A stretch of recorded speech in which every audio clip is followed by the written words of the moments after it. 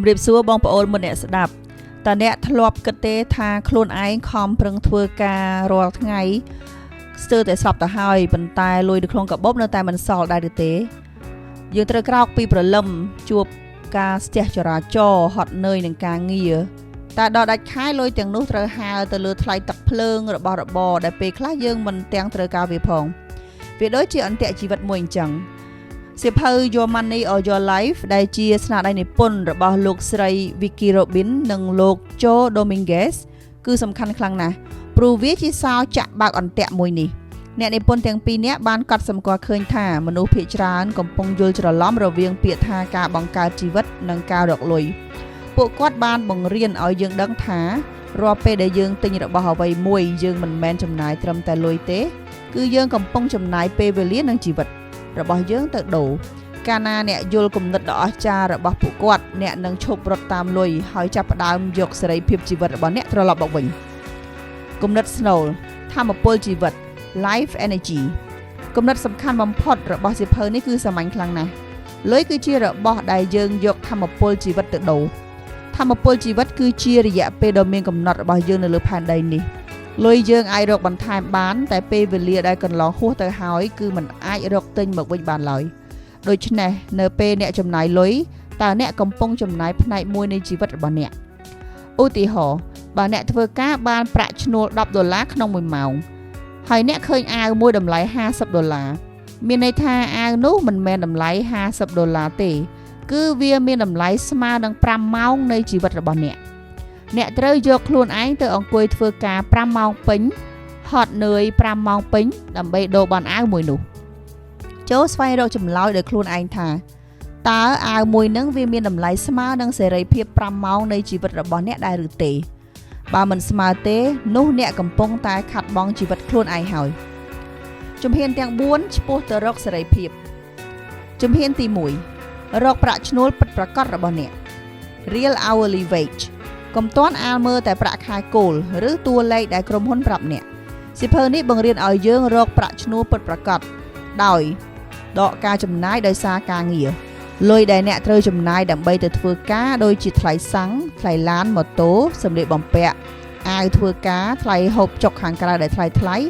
ឬលុយដែលអ្នកត្រូវចំណាយទៅលើការបំបត្តិ stress ដូចជាការផឹកស៊ីការផឹកកាហ្វេ brand ឬការដើរទិញអីវ៉ាន់ដើម្បីលួងចិត្តខ្លួនឯងក្រោយពីហត់នឿយនឹងការងារបូកម៉ោងដែលបាត់បង់ដោយសារការងារ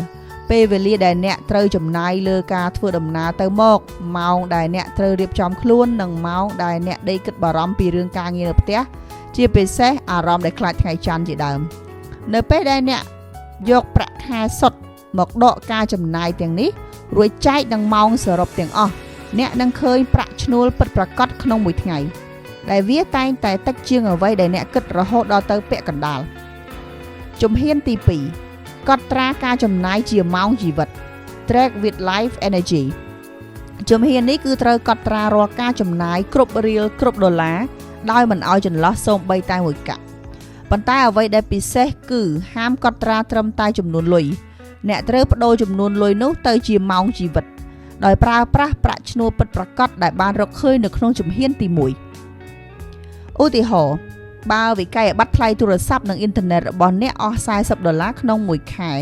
ហើយប្រាក់ឈ្នួលពិតរបស់អ្នកគឺ$5ក្នុងមួយម៉ោងនោះមានន័យថាអ្នកត្រូវកត់ត្រាថាវាស្មើនឹង8ម៉ោងនៃជីវិតធ្វើបែបនេះភ្នែករបស់អ្នកនឹងភ្លឺច្បាស់ហើយរាល់ពេលហុចលុយទិញរបស់អ្នកនឹងលែងឃើញវាជាក្រដាស់ប្រាក់តែឃើញវាជាម៉ោងដែលត្រូវហត់នឿយធ្វើការទៅវិញជំហានទី3ពិនិត្យមើលក្តីសុខពិតប្រាកដ The Alignment Test រាល់ដាច់ខែត្រូវយកតារាងចំណាយមកពិនិត្យរួចចោទសួរខ្លួនឯងនៅសំណួរ3យ៉ាងម៉ឺងម៉ាត់ទី1តើរបស់ដែលខ្ញុំទិញនេះវាផ្ដល់ក្តីសុខនិងការពេញចិត្តសមនឹងថាមពលជីវិតដែលខ្ញុំបានចំណាយទៅដែរឬទេទី2តើការចំណាយនេះវាស្របនឹងគោលដៅនិងតម្លៃពិតប្រាកដនៃជីវិតខ្ញុំដែរឬទេឧទាហរណ៍បើអ្នកស្រឡាញ់គ្រួសារតែអ្នកចំណាយលុយភាគច្រើនលើការជប់លៀងជាមួយមិត្តភ័ក្តិនោះគឺមិនស្របគ្នាទេទី3តើការចំណាយនេះនឹងផ្លាស់ប្ដូររបៀបណាបើខ្ញុំមិនបាច់ធ្វើការដើម្បីលុយមនុស្សភាគច្រើនចំណាយលុយច្រើនគ្រាន់តែដើម្បីព្យាបាលភាពហត់នឿយពីការងារតែប៉ុណ្ណោះ ជំហាននេះនឹងជួយកាត់ផ្តាច់ការចំណាយឥតប្រយោជន៍ដែលមិនបានផ្ដល់ក្តីសុខពិតប្រាកដដល់អ្នកជំហានទី4ស្វែងរកចំណុចប្រសពនៃសេរីភាពនៅពេលអ្នកកាត់បន្ថយការចំណាយដែលមិនចាំបាច់លុយនិងសល់របស់អ្នកនឹងកើនឡើងចូលយកលុយសល់នោះទៅសន្សំនិងវិនិយោគដោយសុវត្ថិភាពដូចជាការទិញប្លង់ដីផ្ទះជួលឬការវិនិយោគវែងឆ្ងាយដែលបង្កើតចំណូលអកម្មបន្ទាប់មកធ្វើការគូសតាមដានរវាងខ្សែ2ខ្សែការចំណាយប្រចាំខែដែលកំពុងតែធ្លាក់ចុះនិងខ្សែចំណូលអកម្មពីការវិនិយោគដែលកំពុងតែកើនឡើងថ្ងៃណាដែលខ្សែទាំងពីរមកជួបគ្នាហើយចំណូលពីការវិនិយោគលោតខ្ពស់ជាងការចំណាយប្រចាំខែរបស់អ្នកនោះហើយជាចំណុចប្រសពនៃសេរីភាពចាប់ពីថ្ងៃនោះទៅលុយនឹងធ្វើការឲ្យអ្នកហើយអ្នកមានសេរីភាពពេញលេញនៅក្នុងការរស់នៅដោយមិនចាំបាច់បង្ខំធ្វើការដើម្បីតែលុយទៀតឡើយឧទាហរណ៍ជាក់ស្ដែងពាក្យថាគ្រាន់ល្មម The Fulfillment Curve ដើម្បីឲ្យកាន់តែច្បាស់អ្នកនិពន្ធបានបង្ហាញពីទ្រឹស្ដីដ៏ល្បីល្បាញមួយហៅថាខ្សែបណ្ដាញនៃក្តីសុខទ្រឹស្ដីនេះបង្ហាញថាលុយអាចទិញក្តីសុខបានពិតមែនប៉ុន្តែវាអាចទិញបានត្រឹមតែចំណុចមួយដែលហៅថាគ្រាន់ល្មមតែប៉ុណ្ណោះបើហួសពីចំណុចនេះក្តីសុខនឹងធ្លាក់ចុះមកវិញកម្រិតទី1ការរស់រាន Survival នៅពេលយើងអត់មានបាយហូបអត់មានផ្ទះជ្រកអត់មានថ្នាំសង្កូវព្យាបាលជំងឺការចំណាយលុយទិញរបស់ទាំងនេះធ្វើឲ្យយើងមានក្តីសុខកើនឡើងខ្លាំងព្រោះវាជាតម្រូវការសង្គ្រោះជីវិតកម្រិតទី2ភាពងាយស្រួល Comforts បន្ទាប់ពីមានអាហារហូបចុកយើងចាប់ផ្ដើមទិញរបស់គ្រាន់កំដរជីវិតដូចជាគ្រែគេងទន់ម៉ាស៊ីនត្រជាក់កង់ឬម៉ូតូជិះរបស់ទាំងនេះធ្វើឲ្យជីវិតកាន់តែងាយស្រួលនិងមានក្តីសុខបន្ថែមកម្រិតទី3របស់ប្រណិត Luxuries ការទៅដើរលេងកម្សាន្តនៅក្រៅប្រទេសឬការញ៉ាំអាហារឆ្ងាញ់ៗនៅក្នុងហាងល្អៗវាក៏នៅតែផ្ដល់ក្តីសុខឲ្យយើងខ្លះៗដែរចំណុចកំពូលគ្រាន់ល្មម Enough នេះគឺជាចំណុចដ៏មានក្តីសុខបំផុតក្នុងជីវិតអ្នកមានគ្រប់យ៉ាងដែលត្រូវការជីវិតមានភាពរលូនមានសុវត្ថិភាពនិងមានសេចក្តីសុខសាន្តក្នុងចិត្តកម្រិតធ្លាក់ចុះរបស់របរលើសចំណុះ Clutter នេះគឺជាកំហុសដែលមនុស្សសម័យថ្មីជួបប្រទះនៅពេលឈានដល់ចំណុចគ្រាន់ល្មមហើយយើងមិនព្រមឈប់យើងចាប់ផ្ដើមដេញសេរីឡានទំនើបហួសសមត្ថភាពទិញផ្ទះវិឡាធំហួសពីតម្រូវការនិងទិញរបស់ម៉ាកល្បីៗមកផ្គុំគ្នាពេញផ្ទះអ្នកនិពន្ធបញ្ជាក់ថារបស់របរលើចំណុះទាំងនេះមិនបានបង្កើនក្តីសុខទេផ្ទុយទៅវិញវាគ្រាន់តែជាបំណុលធនាគារបន្ថែមថ្លៃថែទាំថ្លៃជួសជុលនិងភាពខ្វាយខ្វល់ខ្លាចបាត់បង់អ្នកបានខ្លាចជាទេសករការពាររបស់ទ្រព្យទាំងនោះហើយត្រូវខំធ្វើការថែមម៉ោងដើម្បីចិញ្ចឹមវាសេចក្តីសន្និដ្ឋានគោលបំណងចុងក្រោយនៃសៀវភៅ Your Money or Your Life មិនមែនបង្រៀនឲ្យយើងរស់នៅក្នុងភាពត្បិតត្បៀតឬក្លាយជាមនុស្សកំណាញ់មិនហ៊ានចាយវាយនោះទេប៉ុន្តែអ្វីដែលលោកស្រី Vicky Robin និង Joe Dominguez ចង់ពញាក់ស្មារតីយើងគឺការជួយឲ្យយើងស្វែងរកចំណុចគ្រាន់ល្មមផ្ទាល់ខ្លួនឲ្យឃើញកាលណាអ្នកដឹងថាត្រឹមណាគ្រប់គ្រាន់អ្នកនឹងឈប់ខ្ជះខ្ជាយថាមពលជីវិតដ៏មានតម្លៃទៅដូរយកក្រដាសប្រាក់ដែលមិនចេះឆ្អាតឆ្អន់ហើយងាកមកប្រើប្រាស់ពេលវេលាដែលនៅសេសសល់ទៅលើអ្វីដែលសំខាន់ពិតប្រាកដក្នុងជីវិតវិញដូចជាការរស់នៅជាមួយគ្រួសារ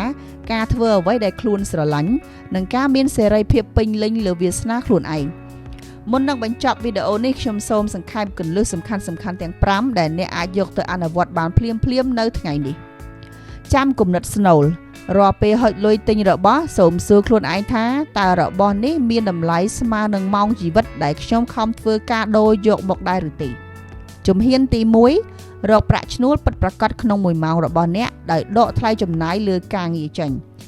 ជំហានទី2កត់ត្រារាល់ការចំណាយទាំងអស់ដោយប្តូរតួលេខលុយទៅជាម៉ោងនៃថាមពលជីវិតជំហានទី3ធ្វើតេស្តចំណាយប្រចាំខែដោយកាត់ចោលរាល់របស់ណាដែលមិនបានផ្ដល់ក្តីសុខពិតប្រាកដនិងមិនស្របនឹងតម្លៃជីវិតរបស់អ្នកជំហានទី4បង្កើនលុយសន្សំយកទៅវិនិយោគដើម្បីរុញចំណូលអកម្មឲ្យរត់ទៅប៉ះនឹងចំណុចប្រសពនៃសេរីភាពឲ្យបានលឿនបំផុតស្វែងរកពាក្យថាគ្រាន់ល្មមបញ្ឈប់ការទិញរបស់របរលើសចំណុះដែលបង្កើតតែបំណុលនិងភាពកង្វល់តើអ្នកពេញចិត្តការសង្ខេបវីដេអូសៀវភៅ Your Money or Your Life នេះទេ ប្រសិនបើបងប្អូនពេញចិត្តសូមកុំភ្លេចចុច like ចុច share និង subscribe channel Book Brief ដើម្បីទទួលបានចំណេះដឹងល្អៗបែបនេះបន្តទៀតសូមអរគុណចំពោះការតាមដានស្ដាប់រហូតដល់ចប់យើងចាំជួបគ្នានៅវីដេអូក្រោយៗទៀតជូនពរសំណាងល្អ